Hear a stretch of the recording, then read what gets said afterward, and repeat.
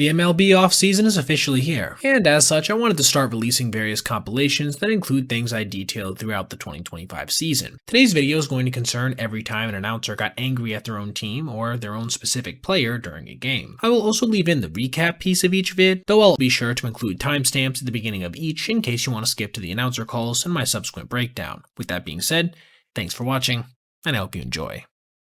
Yesterday had to be one of the most exciting baseball days of the year, as we witnessed 5 walk-offs, 3 extra inning games, and 3 contests with over 20 total runs scored. I'm going to have to make a number of videos today to try to recap the high points, but we're going to start first with the loss that was probably the most tragic for its respective fan base, being the Yankees, who had to witness every one of the players they acquired at the deadline this year negatively impact a game versus the Marlins, which also resulted in some of the most frustrated commentary you'll ever hear from an MLB booth. But before we get to this agonizing point, let's first go through the entire contest, which would first see the Yankees get out to a 3-0 lead in a surprisingly scoreless game in the 4th, when Giancarlo Stanton crushed a patented line drive laser versus his former squad. That ball left his bat at 116 miles an hour. Big guy still got it. The Yankees would manage to add on to this lead in the 5th with 2 out singles from Jason Dominguez and Cody Bellinger, pushing their lead all the way to 6-0. But the fish would start chipping away in the bottom of that inning, when Javier Sanoja, who came into this game with a .631 OPS, crushed an opposite field home run, dropping the lead to 4. Later on in the frame, they would get a couple more when Liam Hicks flipped a single into center field with 2 outs. Suddenly, we had a ball game again.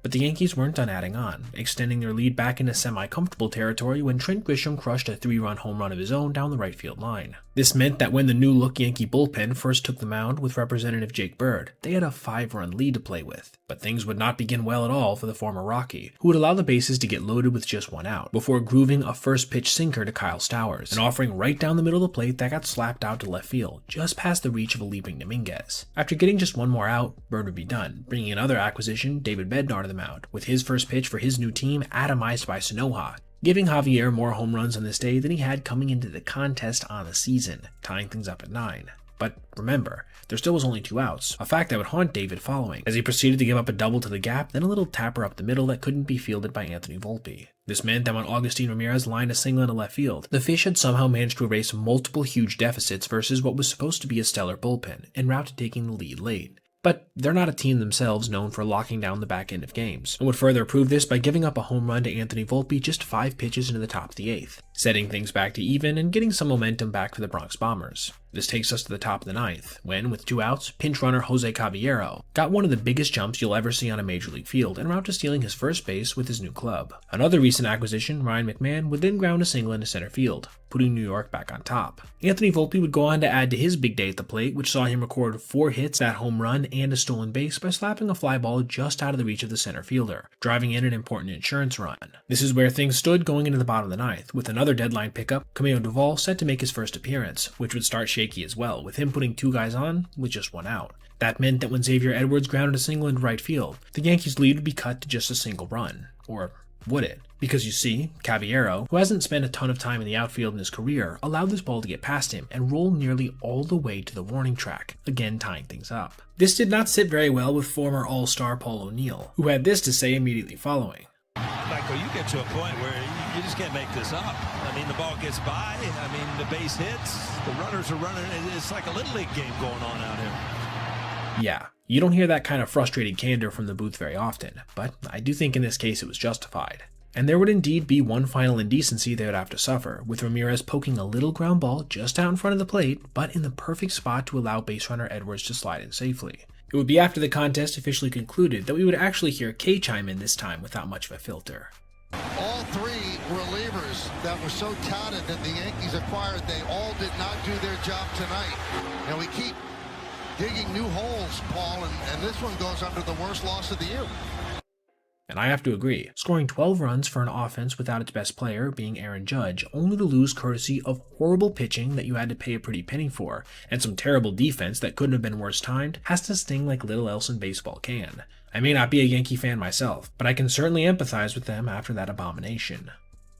Even after a deadline where they sold a few of their most valuable pieces, the Giants remain on the outskirts of the postseason picture, hanging around 500. That is, at least until the last week or so, when they've proceeded to lose 5 games in a row, go into the negative territory when it comes to run differential, and drop to 5.5 back of the last wildcard spot. And their most recent contest was perhaps one of their ugliest in a while, and it was during this game that they registered a play so embarrassing that their radio team directly called it ugly, as well as adding that the whole team was just unraveling. Striking words, but before we get there, let's examine the events leading up to this. Things would begin well for San Francisco as they managed to face the minimum in the first, courtesy in large part of a double play, then see the second start with the tumbling catch from Heliot Ramos. But this momentum would soon be torched when San Diego managed to load the bases, before seeing what 100% would have been an inning-ending double play ball bounce off the bag at second and ricochet over the head of Willy Adames, scoring 2 runs in the process.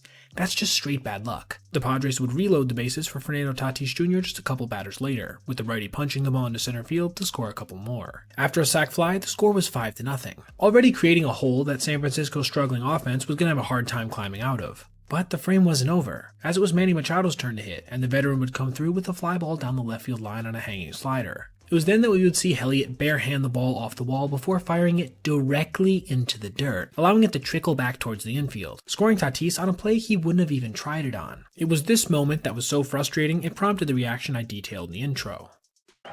Tatis scores at 6-0 Padres, and the Giants, it's just unraveling. Man. Ugly.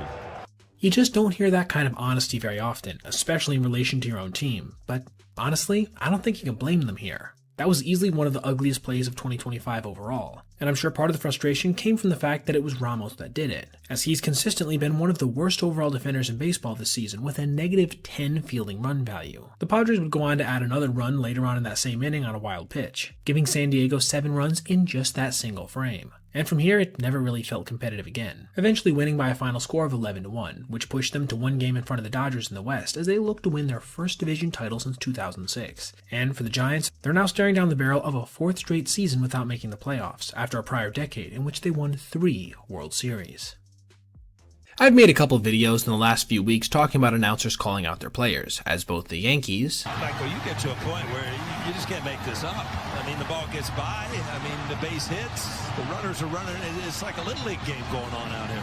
And we keep digging new holes, Paul, and this one goes under the worst loss of the year. and the Giants. Tatis scores at 6-0 Padres, and the Giants, it's just unraveling. Man. Ugly. Both had plays that influenced their respective game callers to take them to task, but I think you'd have to stop short of calling this outright anger. In fact, that's why I titled the videos in such a way as to assert that they were disgusted, not furious.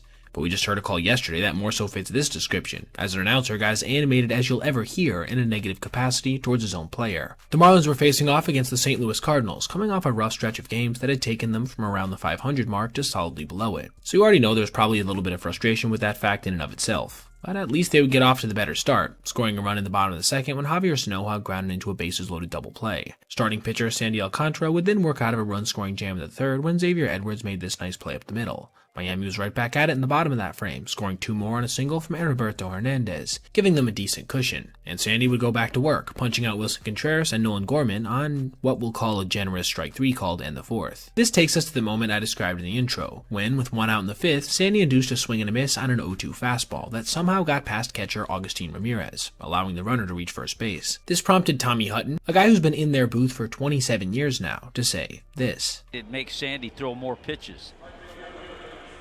See, to me, don't try to frame that pitch. Catch it before you try to frame it. You see it so much at this level, and I think it's overdone, overcooked. Now, I know a lot of people that are into the new age of analytics are going to roll their eyes and think that he's perhaps being melodramatic, but I personally would disagree when we see the context of who he's calling out here. If you look at the numbers, this dude has been the worst catcher in all of Major League Baseball this year by blocks above average, by, get ready for it, -20, a full 9 worse than the next closest player at -11. And while ironically his framing is the best part of his game at only a marginally below average mark of -2, you do indeed have to catch the ball before you can frame it, which I think was the gist of what Hutton was getting at. And in case you're wondering if there's anything Ramirez is good at, he's also been at the absolute bottom of Major League Baseball in catchers caught stealings above average, at -7, tied with Kyle Higashioka. No matter how you slice it, this guy's been the worst defensive catcher in the league, and I can totally understand that being immensely frustrating if you're having to watch it every day. And I'm sure, like he feared, this would come back to bite the Marlins shortly after, when Jordan Walker followed with a base hit to left field, then with 2 outs after the inning already would have been over, Lars Nootbaar would crush an 0-2 changeup on a hop over the wall, registering St. Louis's first run of the night. Thankfully for Miami, this wouldn't end up mattering much, because they would tack on a tally of their own in the bottom of the 5th, then another in the 6th, when Maximo Acosta registered his first Major League hit on his first Major League home run. Sandy would then go on to complete 7 excellent innings in one of his best overall starts of the year, bringing with him a season-high 9 strikeouts. And that was that. The Fish would win this one by a final of 6-2, following the bases-loaded walk in the 8th and a 1-2-3 ninth, as they continue on their journey to finish 2025 strong with what has become an admittedly intriguing young core. The Mets have been arguably the most frustrating team for their respective fan base this year in my opinion. From being one of the best teams in baseball through the season's first half to one of the worst in the second, to go along with downright horrible performance for most of their big trade acquisitions. And they arguably just hit the lowest point of their season yesterday when they fell off position for a wild card again. And their broadcast crew let them hear about it with an honesty that was both refreshing and downright brutal. Facing the Marlins in basically a must-win game, they'd get out to a fast start versus Sandy Alcantara, with Francisco Lindor crushing a home run on the second pitch of the ball game before Juan Soto followed with a single and stolen base. A batter later, it was Pete Alonso's turn to come through, grounding an 0-2 changeup down the left field line. Pete would be stranded at second, but they had 2 guys on in the top of the second, a prime opportunity to add on. However, they wouldn't be able to do so when Lindor crushed a line drive to first base, with Luis Torrens getting doubled off in the process. Shortly after, Brett Beatty, their third baseman, would be removed with right side soreness. They were back to threatening again in the third when Soto led off with a single, then again stole second base, putting him just 2 swipes away from a 40-40 season. But the Mets again would strand another runner in scoring position, even after moving him up to third with 1 out, as Alonso and McNeil struck out back-to-back to end the frame. Rookie Brandon Sproat, meanwhile, had been dealing on the mound through the game's first 4 frames, not allowing much in the way of traffic and nothing in the way of runs. The 5th wouldn't be so kind to him though, as he proceeded to give up 3 straight hits to lead off the frame, tying the game and pushing the go-ahead run to third. The righty would then bounce back to get a ground ball to first. Hit too hard to push anything across.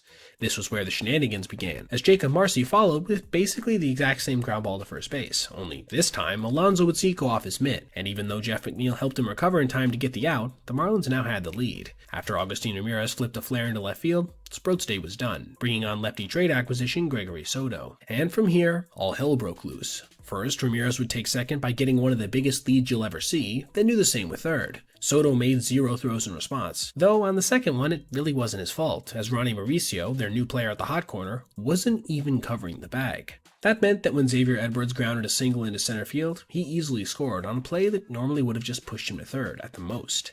That deflated everybody in Metland, including the broadcast crew, who had this to say following the implosion. I mean, you might take your whole travel ball squad off the field if something like that happened. Here's a team that is fighting to get to October. What are you going to do in October with an inning like that?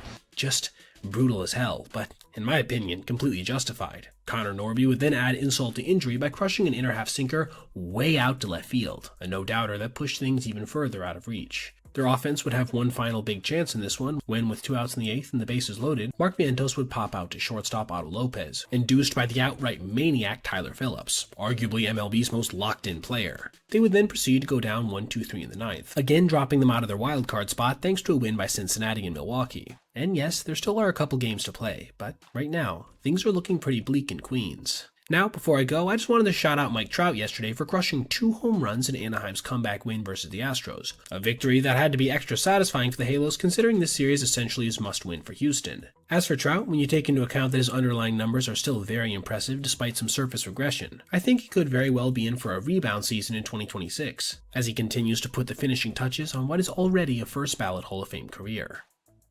Alright everybody, if you made it this far, I appreciate you watching, and if you did, consider checking out any of these other videos on your screen right now for other content just like this. Also, if you ever see anything you'd like to see me detail in the video, feel free to reach out to my email, basebpoet@gmail.com, and if I end up using your idea, I'll give you a shout out.